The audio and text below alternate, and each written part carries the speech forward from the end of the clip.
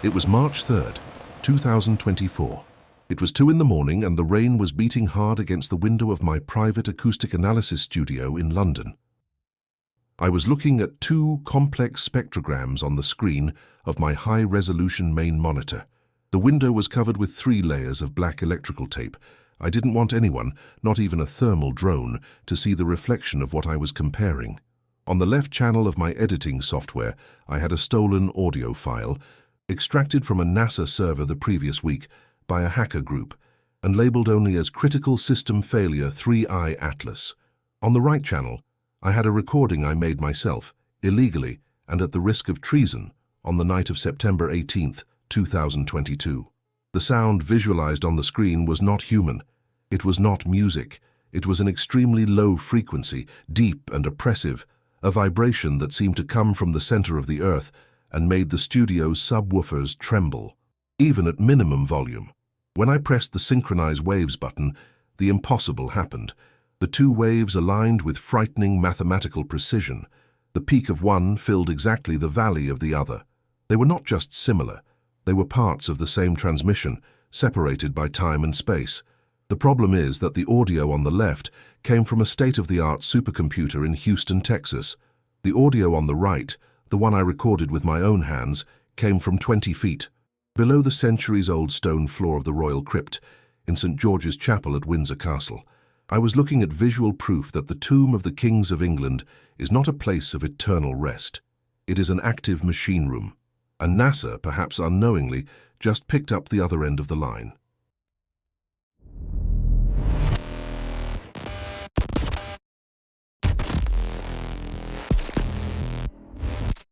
For you to understand the weight and danger of this discovery, I need to explain who I am and why I was in the most watched place in the United Kingdom with a high-fidelity recorder turned on.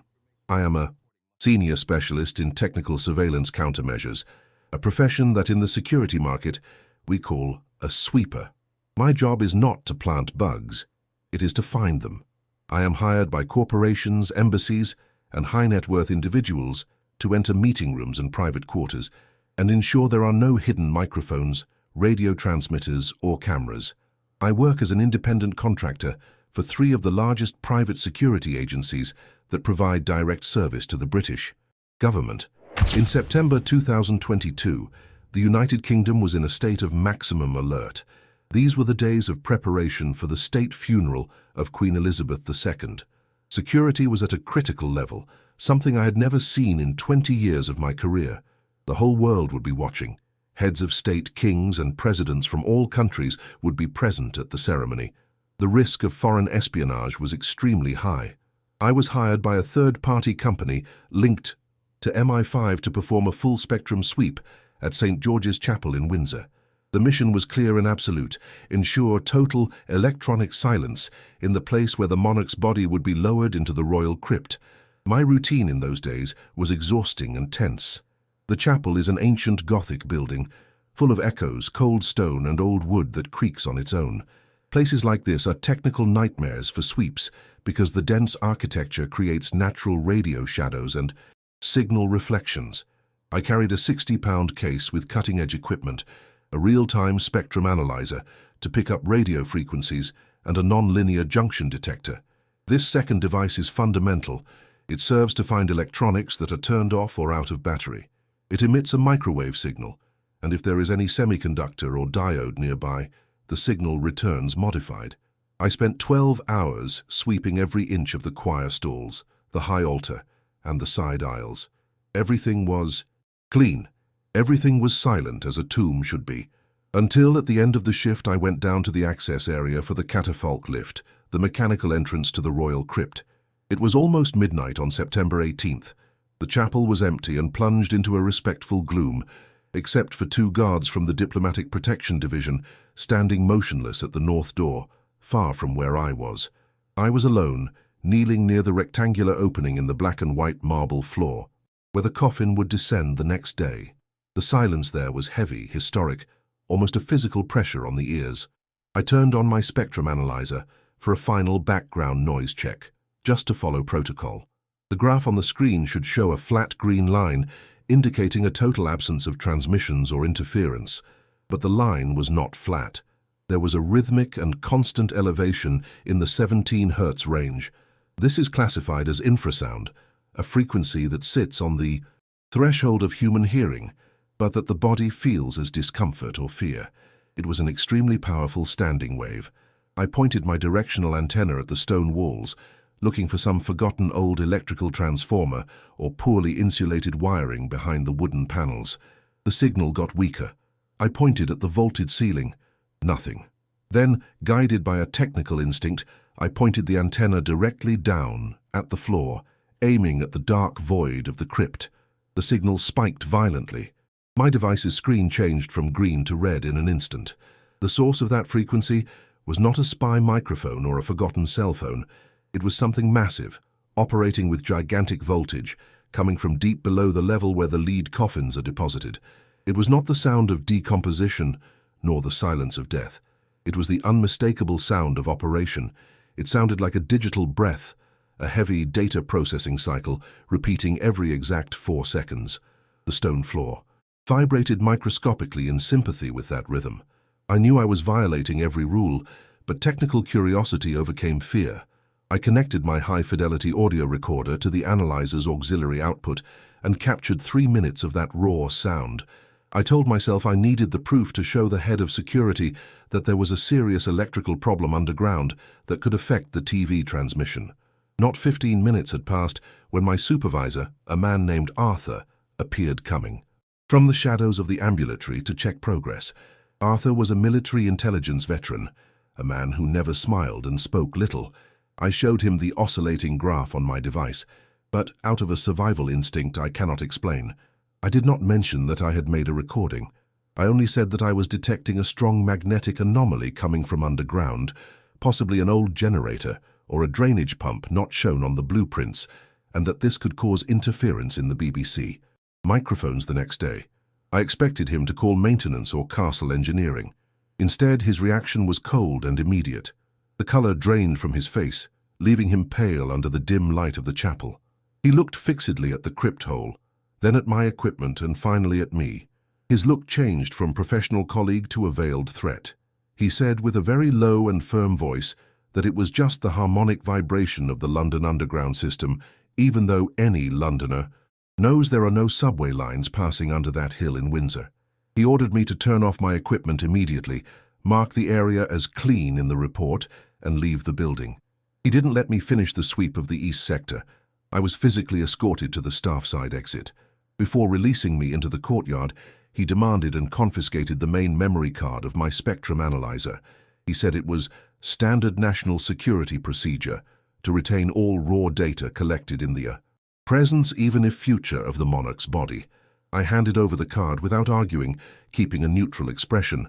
What he didn't know, and what has kept me alive and free until today, is that the audio recorder where I saved the sound from underground was a separate unit, wired inside my clothes and hidden in the inner pocket of my tactical vest. I left Windsor that night with the distinct feeling of having touched a live, high-voltage wire. I received my payment the next morning with an inexplicable 50% bonus and a severe verbal warning never to mention the phantom interference I found. I spent the year 2023 trying to forget that night. I worked on banal corporate sweeps in banks and law firms, deliberately avoiding any government contracts. But technical doubt is like a cancer in an engineer's mind. I listened to that recording every now and then, always with isolating headphones, trying to decipher what it was. The sound had an artificial quality, a mathematical and repetitive complexity that disturbed me deeply. It sounded like an encrypted code, not random motor noise.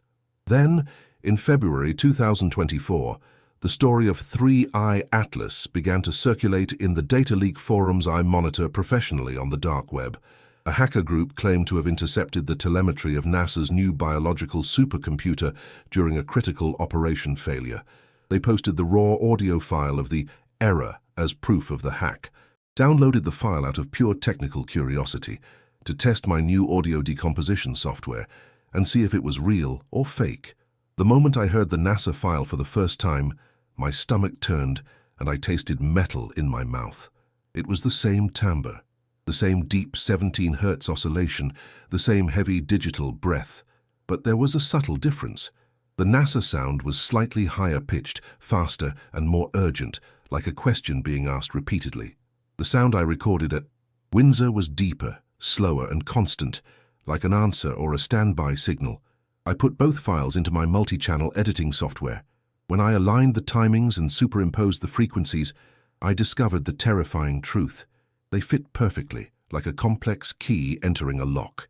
The background noise of the Crypt filled exactly the millimeter silences of the NASA noise.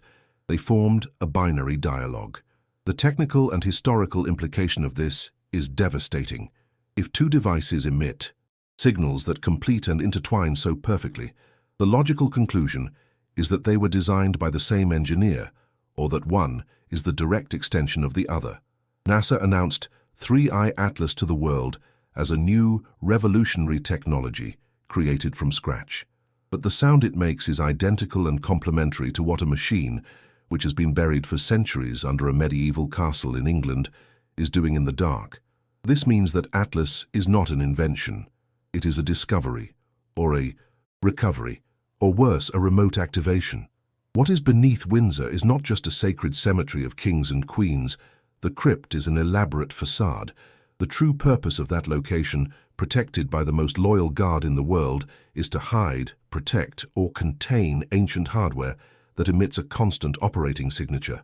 The British royalty does not guard just bloodlines and traditions.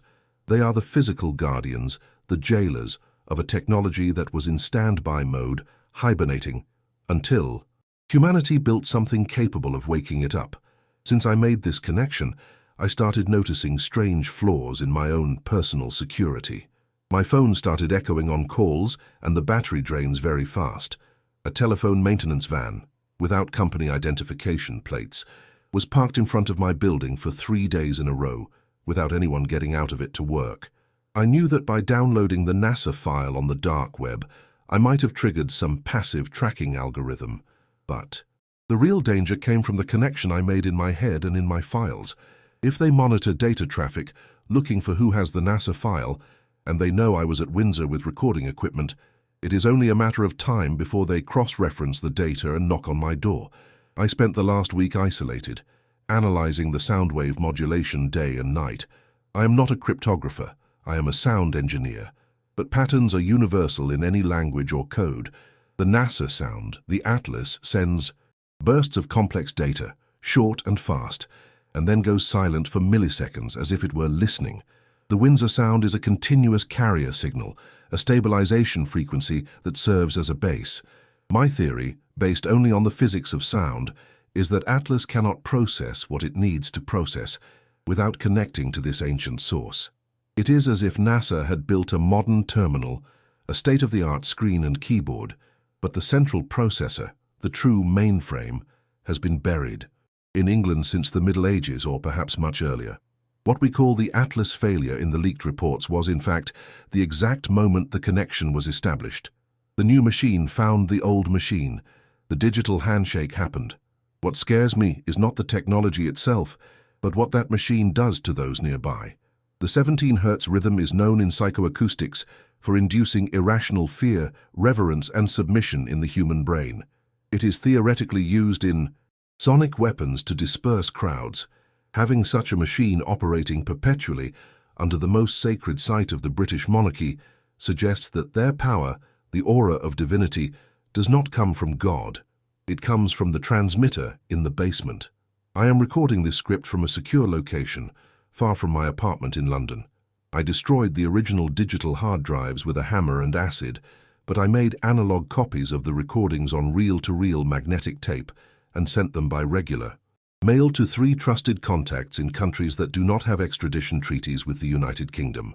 The sound of the Crypt does not leave my head. Now every time I see a royal ceremony on television, every time I see the pomp, the gold, the robes, and the ancient rituals, I do not see historical tradition. I see maintenance procedures. I see jailers dressed in velvet guarding the server room to ensure no one pulls the plug. NASA believes it is exploring the future and space, but they just unearthed the access password to the past. 3i Atlas and the Windsor Crypt are singing the same song in perfect harmony, and it is a song that humanity should not hear. The system has been rebooted, and we are just the guest users who didn't read the terms of service. Now I ask you, what kind of technology would need to be hidden beneath a fortified church and guarded by a lineage of kings for 500 years? Leave your theories in the comments. I want to read what you think about this. Connection. If you value truth above comfort, subscribe to the channel and activate the bell. They can try to silence the signal and delete the files, but they cannot silence us all. And tell me, where are you watching us from right now? Comment your city and country. Until the next investigation.